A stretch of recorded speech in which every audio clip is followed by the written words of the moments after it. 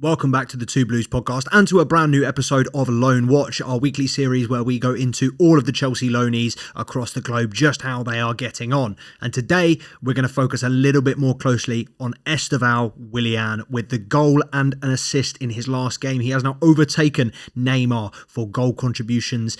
As a 17-year-old, he is absolutely demolishing the record set before him. Already got his first call up to the senior Brazil squad. He is cooking. Kendry Paez was the one that we had eyes on last year. Estevao Willian is the one that we cannot take our eyes off. Nobody can tear our eyes away from Estevao Willian. Not just Chelsea fans, rival fans. Everybody knows what a talent this boy is going to be. And I think there's no better place to start in terms of the loanees. You look at the loanees that Chelsea have had out this year. You know, Andre Santos, arguably the best performing loanee so far, or most consistent performing loanee so far. You've got Alfie Gilchrist on 10 games. I think Leo Castledine as well has had 10 games. The majority of players have had, only a couple of games, but these boys that are getting consistent minutes are putting in performances. And Estevao Willian, obviously slightly different case because he is on loan with Palmeiras, joining us as a condition of his permanent transfer, will be joining us hopefully for the FIFA Club World Cup in 2025. But Estevao Willian is a player that's getting a lot of Chelsea fans very, very excited. I think his dribbling, his tenacity, his vision, he has a surprisingly good eye for a through ball, surprisingly creative for a winger, surprisingly good at controlling, manipulating the game. And I think we did hear rumours of him potentially wanting to be played down the middle when he does join Chelsea. And Fabrizio Romano has reported multiple times that when Kendry Paez and Estevao Willian do join Chelsea, they will be straight into the first team. So it will be interesting to see where he fits in. I mean, I see him, his talent from what I've seen of him, I think he's best going to be utilised out wide. I think that's a conversation for, is he going to be pushing Madueke out? Who's going to be the winger at the time? We don't know. There's a long way until that Club World Cup in 2025. However, I think he does stand a good chance of getting in on, in the wide positions. I think when you start to look centrally, then you've got to compete with the likes of Cole Palmer, Christopher Nkunku. You've got to compete with better players and also more established players in this first team, in the likes of Cole Palmer. There's no way that Estevao Willian is going to displace, that anybody is going to displace Cole Palmer out this team. But you could see Madueke being moved out. You could see Sancho, Neto. You could see there's a little bit of room for improvement. They haven't really solidified their position, made that their own. But Estevao Willian is a player that will 100% be straight into the first team. And that, the only concern is ever since we signed him, we've been seeing he's been picking up these little niggling injuries. He does get doubled up on. Defenders do tend to go quite hard on Estevao Willian. But, if we can manage him correctly, if we can look after him, I have no doubt he will be a fantastic player. But I just wanted to start there because I feel like Estevao Willian and Kendry Paez, two players that we haven't really touched on in terms of the Loan Watch episode so far. And another one we haven't really spoke about is Aaron Anselminho, who I just wanted to drop a quick note on. And you will notice the setup has got slightly more basic, slightly newer cameras for you lot, by the way. You've got the Shure mic, you've got the Shure mics, you've got the Sony cameras. We got the setup, man. We got all the tech. But we are no laptop today. I'm just going to be on FootMob on my phone. But yeah, Kendry Paez, obviously most recently in action for Ecuador.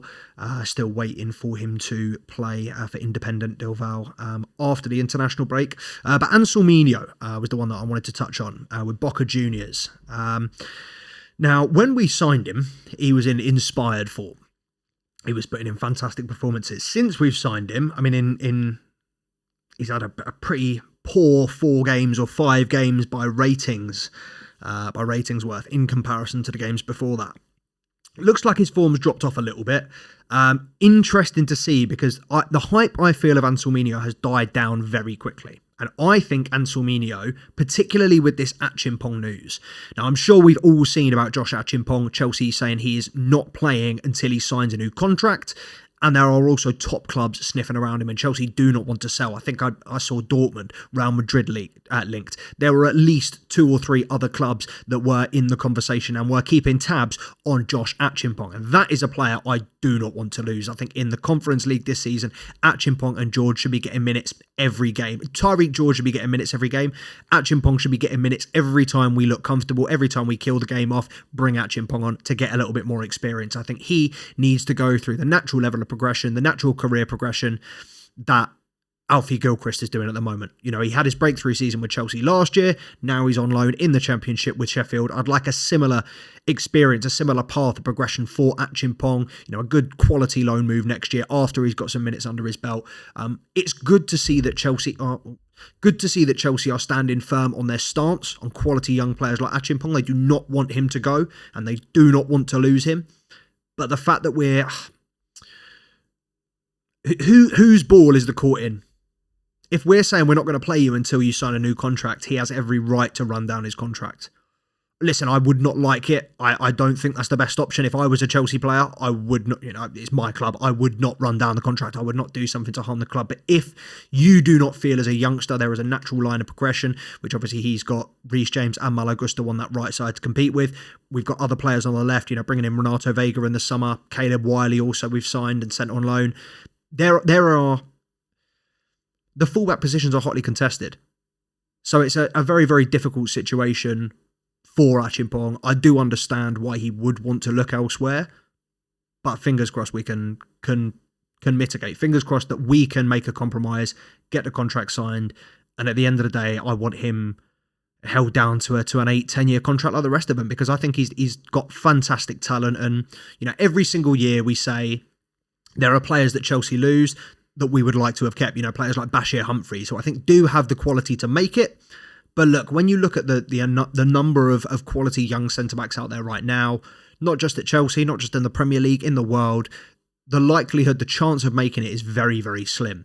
So Chelsea have always done well to mitigate the risk, you know, cash in on the player, make a little bit of profit, keep a buyback clause or a first refusal clause, whatever it is. You send the player out to another club to get the development they need to get to where we know they can.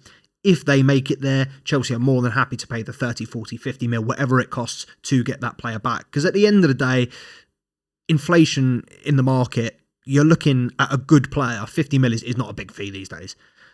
You know, we were saying last summer that 40 mil is the standard fee. You know, Cole Palmer, when Cole Palmer signed, a lot of people even that didn't rate Cole Palmer were saying, you can't really moan about it because 40 mil is standard fee in today's market. Now 50 mil is standard fee in today's market. There are a lot of, I mean, it goes up every single year.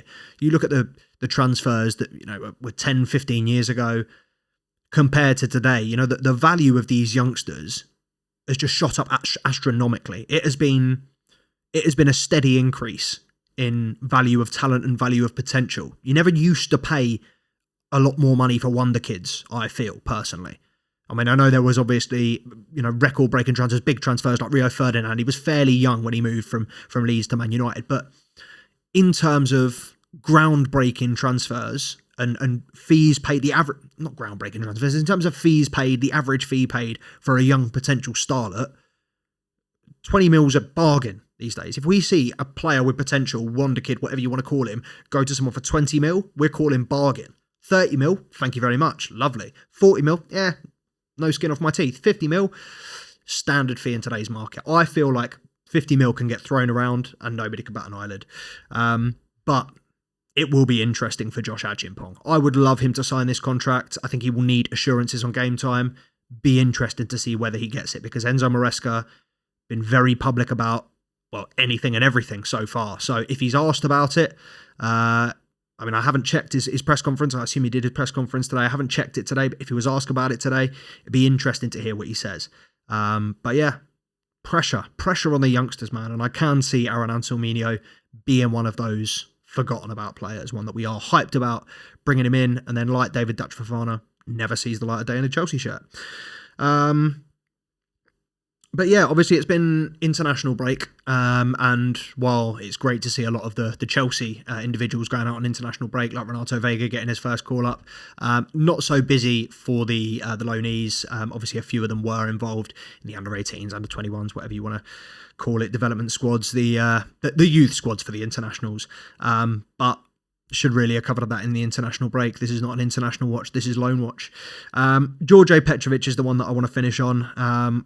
Well, actually, we'll cover all three of the keepers. So Mike Penders, who I don't think we discussed last week or the week before, he has only played 2 games for Genk this season, and I'm 99% sure both of them were before he signed for us or before it was officially announced. I don't think they're going to play him. Doesn't look like they're even using him in cup competitions. Bit of a shame that we couldn't have bought him in and sent him somewhere he was going to be used. You know, I can't be mad at Genk for not playing him because he's not going to be there long term. Why use a player that's not going to be there next season? But hopefully, maybe in January, either he starts to get some game time or we find him another loan move. Kepa obviously registered his first clean sheet of the season against Arsenal last week. Thank you very much, Kepa. I appreciate you. That's all I have to say on that guy. Never again. And Djordje Petrovic, I say this every week. I feel like I say this every week. I feel like he could be rightly miffed being on loan at Strasbourg in League One. Look, he hasn't kept a clean sheet since that 1-0 victory at Marseille.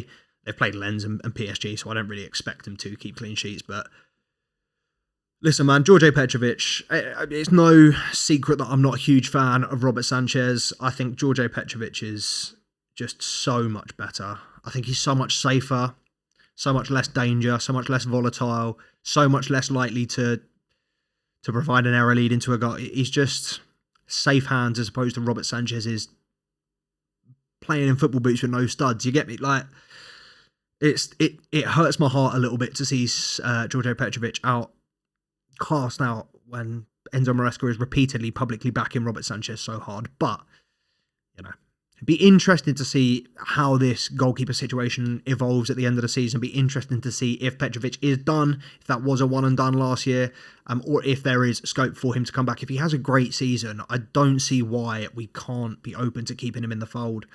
But then again, you've got to argue, you know, Jorgensen, he won't want to sit on the bench or go out on loan or sit on the side. It's a tough situation, but whatever the goalkeeper answer is, it ain't Robert Sanchez. But yeah, a nice brief one today. Hopefully I'll be bringing you an Academy episode tomorrow as well.